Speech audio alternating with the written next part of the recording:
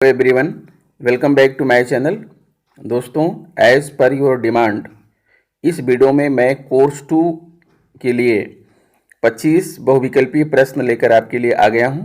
आप इस वीडियो को देख लीजिए, उन प्रश्नों को देख लीजिए और प्रश्नों के माध्यम से पूरे मॉड्यूल का एक बार आप रिव्यू कर लीजिए, क्योंकि यही वो चीज़ें हैं जो आपके मन में रह जाएंगी और आपकी जब ऑनलाइन परीक्षा होगी तो उसमें आपके लिए बहुत ही सहायक सिद्ध होंगी। तो दोस्तों, इस वीडियो में मैं आपके लिए लेकर आया हूं निष्ठा प्रशिक्षण कार्यक्रम भविष्य की तैयारी भाग 2 का मतलब मॉड्यूल 2। मॉड्यूल 1 और मॉड्यूल 3 पर मैं पहले ही बनाकर वीडियो डाल चुका हूं। आप लोग अगर उसको नहीं देखे हैं तो जो है मैं इसी वीडियो में जो है उन दोनों वीडियोस की जो है लिंक दे दूंगा। आप डिस्क्रिप्शन में जा करके आप उनको देख लीजिएगा। तो इस वीडियो का थीम है स्वस्थ विद्यालय पर्यावरण बनाने के लिए व्यक्तिगत सामाजिक योग्यता का विकास कैसे करें। शिक्षार्थियों को आपने कितना समझा। विद्यालय एवं कक्षा में स्वस्थ वातावरण बनाने के लिए आवश्यक गुण क्या होंगे। दोस्तों, एक बड़ी चीज़ आपको बताना चाहूँगा, आप सभी को पीडीएफ की आवश्यकता होती है, तो मैं पीडीएफ की लिंक इसी वीडियो के डिस्क्रिप्शन में दे रहा हूँ, लेकिन पीडीएफ पासवर्ड प्रोटेक्टेड है। जब आप पीडीएफ ओपन करेंगे तो उसमें पासवर्ड मांगेगा और उस पासवर्ड को मैं इस वीडियो के दौरान आपको बताने वाला हूँ, इसलिए आप ध्यानपूर्वक वीडियो देखिए और जब मैं पासवर्ड आपको वीडियो का बता दूंगा फिर आप जो है लिंक पर जाइएगा, डिस्क्रिप्शन में जाइएगा, लिंक को टच करिएगा, पीडीएफ डाउनलोड कर लीजिएगा और उसके बाद पासवर्ड डाल करके आप उसे पढ़ सकते हैं, अपने पास सुरक्षित रख सकते हैं। अगर दोस्तों मेरा वीडियो अच्छा लगे तो प्लीज़ मेरे चैनल को सब्सक्राइब कर लीजिएगा, बेल आइकन को प्रेस कर दीजिएगा और हो सके तो दूसरे मित्रों को शेयर भी कीजिएगा। तो आइए दोस्तों, हम आगे बढ़ते हैं और आपको दिखाते हैं कि मैं इस वीडियो में क्या प्रश्न लेकर आया हूँ आपके सामने।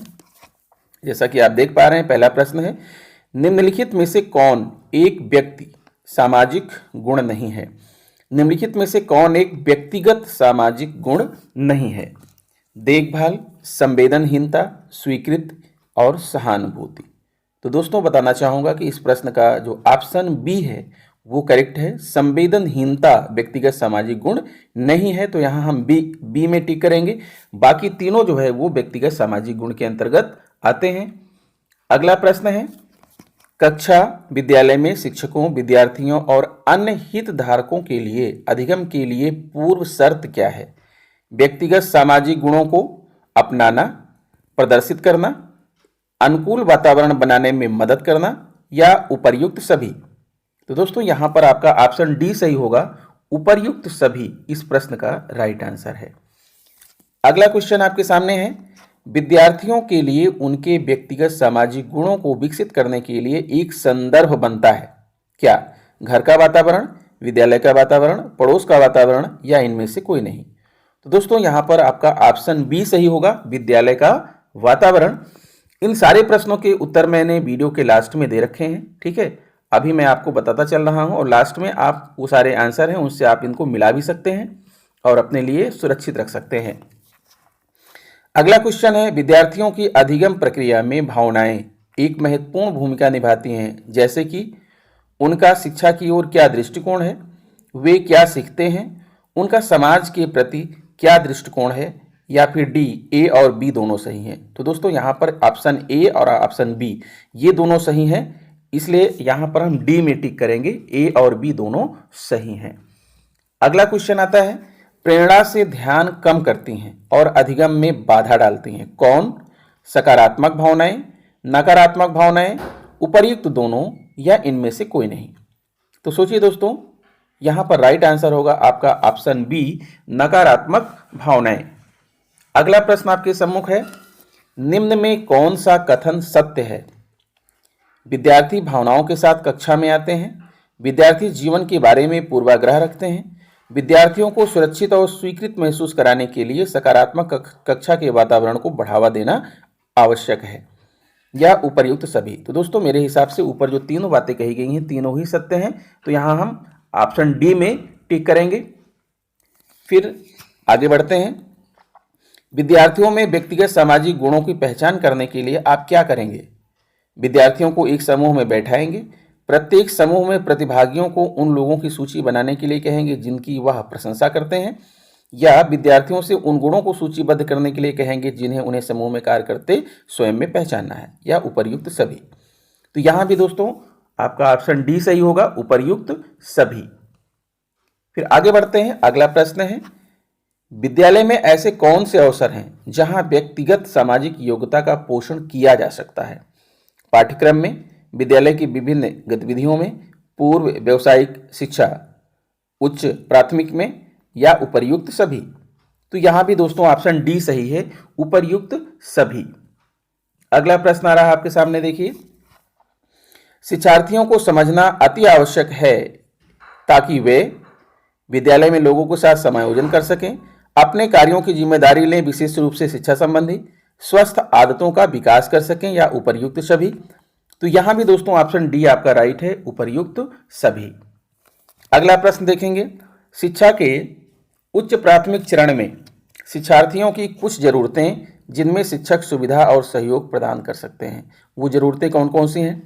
काल्पनिक प्रश्नों को उठाना और उत्तर खोजने के लिए प्रोत्साहित किया जाना, शैक्षणिक सफलता के लिए अध्ययन कौशल को लागू करना, पारंपरिक जेंडर भूमिकाओं और रूढ़ियों को समझना, या उपर्युक्त सभी। तो दोस्तों यहां भी आपका उपर्युक्त सभी, ऊपर जो तीनों विकल्प दिए गए हैं तीनों ही सही हैं, यानी ऑप्शन डी में हम टिक कर रहे हैं। फिर आगे बढ़ते हैं, शिक्षकों द्वारा विद्यालयों कक्षाओं में स्वस्थ वातावरण बनाने और विद्यार्थियों को मार्गदर्शन प्रदान करने के लिए विकसित किए जाने वाले कुछ आवश्यक गुण और कौशल हैं। वो गुण और कौशल क्या हैं? संवेदनशीलता और देखभाल, विश्वसनीयता, स्वयं और दूसरों के प्रति सकारात्मक दृष्टिकोण, या उपर्युक्त सभी। तो यहां भी आपका आंसर डी सही होगा, उपर्युक्त सभी इज राइट आंसर। अगला क्वेश्चन आपके सामने है, शो ऑफ बोर्ड वह होता है जहां, शो ऑफ बोर्ड विद्यालयों में लगते हैं, और शो ऑफ बोर्ड क्या होता है?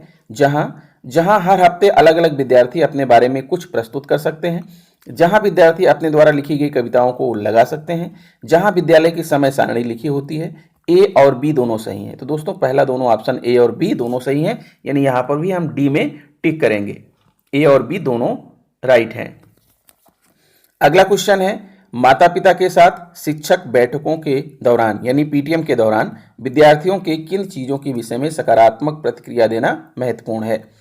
विद्यार्थियों के व्यवहार में सुधार, सहपाठियों और विद्यालय में अन्य सभी के साथ उनके व्यवहार, विद्यार्थियों की शैक्षिक प्रगति आदि, या उपर्युक्त सभी। तो दोस्तों उपर्युक्त सभी के बारे में सकारात्मक प्रतिक्रिया देना है, ध्यान दीजिएगा, नकारात्मक प्रतिक्रिया नहीं देना है, ऑप्शन डी इज राइट यहां पर। फिर अगला प्रश्न है, एक प्रभावी संचार कौशल में क्या नहीं आता?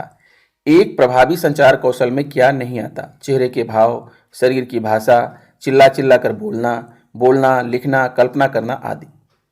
तो दोस्तों यहां पर आपका ऑप्शन सी, चिल्ला चिल्ला कर बोलना, यह प्रभावी संचार कौशल में नहीं आता। आगे बढ़ते हैं, 15 है, एक प्रभावी संचार में इस बात की व्याख्या भी शामिल होती है कि सौंपा गया कार्य क्या है, सौंपे गए कार्य से क्या अपेक्षाएं हैं, कहने वाले क्या कह रहे हैं, इसे सुनना व तदनुसार जवाब देना, या उपर्युक्त सभी। तो दोस्तों यहां पर उपर्युक्त सभी ये आपका जवाब सही है, यानी ऑप्शन डी यहां पर सही है। दोस्तों अब आपने 15 क्वेश्चन हमारे साथ देख लिया है। अब मैं आपको पासवर्ड बता देता हूं, उसके बाद जो 10 क्वेश्चन बचते हैं वो आपकी इच्छा पर निर्भर करता है कि आपके पास समय है कि नहीं है, लेकिन पासवर्ड मैं बता रहा हूं। पासवर्ड है जो है 4 × 2 2222 2222, यानी 4 बार 2 लिखेंगे, यही पासवर्ड है पीडीएफ का, ठीक है। इससे आपका पीडीएफ खुल जाएगा और आप देख सकते हैं कि उसमें क्या प्रश्न है। चलिए आगे बढ़ते हैं, और अगला प्रश्न है 16 है, लोग आमतौर पर अपनी दैनिक बातचीत में 5 प्रकार की गतिविधियों का उपयोग करते हैं जिन्हें 5 अक्षरों से प्रदर्शित करते हैं, और वह अक्षर हैं क्या? EISPU, PIESU, SUIPE, या उपर्युक्त में से कोई नहीं। तो दोस्तों यहां पर आपका ऑप्शन ए सही है, EISPU। अगर आप मॉड्यूल का अध्ययन करेंगे तो आपको इसका फुल फॉर्म भी वहां पर मिल जाएगा, ठीक है। फिर आगे बढ़ते हैं, अगला प्रश्न है 17, समानुभूति क्या है? दूसरे व्यक्ति की भावनाओं को उसके दृष्टिकोण से समझने की क्षमता, दूसरे व्यक्ति की भावनाओं को अपने दृष्टिकोण से समझने की क्षमता, अपनी भावनाओं को दूसरे के दृष्टिकोण से समझना, या उपर्युक्त में से कोई नहीं। तो दोस्तों समानुभूति का मतलब यह है कि दूसरे व्यक्ति की भावनाओं को उसके दृष्टिकोण से समझने की क्षमता, यानी कि यहां पर आपका ऑप्शन ए सही है। अगला है नेक्स्ट क्वेश्चन है 18, शाब्दिक सचेतता को इंगित किया जाता है, शाब्दिक सचेतता को इंगित किया जाता है सिर हिलाकर, आगे बोलो कहकर, कहकर, या उपर्युक्त सभी। तो यहाँ भी दोस्तों उपर्युक्त सभी है, शाब्दिक सचेतता को जो है इन तीनों ही विधियों से कहा जा सकता है। फिर आगे है 19वां प्रश्न है, विद्यार्थियों की किन चीज़ों के द्वारा समानुभूति का संचार करने में मदद मिलती है? विद्यार्थियों के शब्दों द्वारा, आवाज़ के स्वर द्वारा, आंखों की हरकत द्वारा, या उपर्युक्त सभी। तो यहाँ भी आपका राइट आंसर होगा उपर्युक्त सभी, यानी answer D is right. D में टिक करेंगे। और उसके बाद फिर आपके सामने है क्वेश्चन नंबर 20, व्यक्ति जब आदतन दृश्य अभिव्यक्ति वाले तौर तरीकों का उपयोग कर रहा होता है तो वह किस प्रकार के भाव का उपयोग करता है? मैं जानता हूं तुम्हारा क्या मतलब है, यह स्पष्ट रूप से दिखाई दे रहा है, या उपर्युक्त सभी। तो दोस्तों यहां भी जो है उपर्युक्त सभी होगा, ये तीनों ही प्रकार के भाव का उपयोग करता है। फिर अगला प्रश्न है 21, पॉक्सो ई बॉक्स क्या है? पॉक्सो ई बॉक्स क्या है?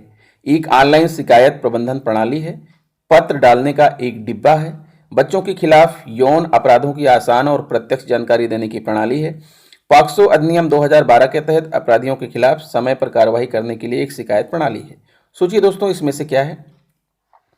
तो मैं बताना चाहूंगा कि इसमें आपके 3 ऑप्शन सही हैं, ऑप्शन ए, ऑप्शन सी और ऑप्शन डी। खाली ऑप्शन बी आपका गलत है।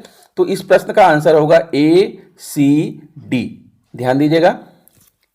अब आगे बढ़ते हैं और अगला जो है क्वेश्चन आपके सामने है, क्वेश्चन नंबर 22, पॉक्सो अधिनियम कब पारित हुआ? जैसा कि आपने पिछले क्वेश्चन में देखा तो आपको पता चल गया होगा 2015 में, 2013 में, 2012 में या 2010 में।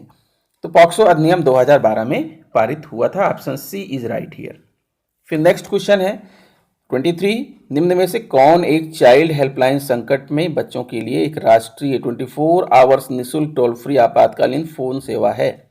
100, 1080, 1089, 1098। तो दोस्तों यहां पर राइट आंसर है ऑप्शन डी 1098। चाइल्ड हेल्पलाइन संकट में बच्चों के लिए एक टोल फ्री सेवा है 1098। अगला प्रश्न आता है 24, निम्न में से कौन सा कथन असत्य है? कक्षा में अधिगम के लिए अनुकूल माहौल बनाने में शिक्षक महत्वपूर्ण भूमिका निभाते हैं, शिक्षक एक संरक्षक की भूमिका निभाते हैं, शिक्षक विद्यार्थियों के असामान्य व्यवहार और तनाव या अवसाद के संकेतों के बारे में सतर्क नहीं रहते, शिक्षक कक्षाओं, पुस्तकालय, खेल के क्षेत्र में और कक्षाओं के बीच विराम के दौरान भी विद्यार्थियों का निरीक्षण करते हैं। दोस्तों सभी सही है, खाली एक गलत है, वह है ऑप्शन सी। ऑप्शन सी है, शिक्षक विद्यार्थियों के असामान्य व्यवहार और तनाव या अवसाद के संकेतों के बारे में सतर्क नहीं रहते। ये गलत है, बल्कि सतर्क रहते हैं। आइए आगे बढ़ते हैं, क्वेश्चन नंबर 25 देखते हैं और ये आखिरी प्रश्न है इस वीडियो का। वर्तमान में पूरे देश में कितने स्थानों पर बच्चों के लिए हेल्पलाइन चालू है? 425, 415, 412 या इनमें से कोई नहीं? तो दोस्तों इस प्रश्न का राइट आंसर है ऑप्शन सी 412। वर्तमान में मॉड्यूल के हिसाब से वर्तमान में पूरे देश में 412 स्थानों पर जो है चाइल्ड हेल्पलाइन चालू है। दोस्तों आशा करता हूं कि वीडियो मेरी आपको अच्छी लगी होगी। अगर वीडियो अच्छी लगी है तो प्लीज़ मेरे चैनल को सब्सक्राइब जरूर कर लीजिएगा, क्योंकि अगर आप चैनल को सब्सक्राइब कर लेंगे, बेल आइकन प्रेस कर देंगे, तो जो भी वीडियो मैं डालूंगा आपके पास तुरंत उसका नोटिफिकेशन मिल जाएगा और समय रहते आप उसका उपयोग कर सकते हैं, उसको देख सकते हैं। आप मेरे साथ चैनल पर बने रहें। एक बार पुनः मैं आपको बताना चाहूँगा कि PDF का जो पासवर्ड है वो है 4 टाइम 2 4 बार 2 2222, यानी 2222। इसको आप याद रखिएगा और आपका दिन शुभ हो, मंगलमय हो। मिलता हूँ आपसे नेक्स्ट वीडियो में। नमस्कार।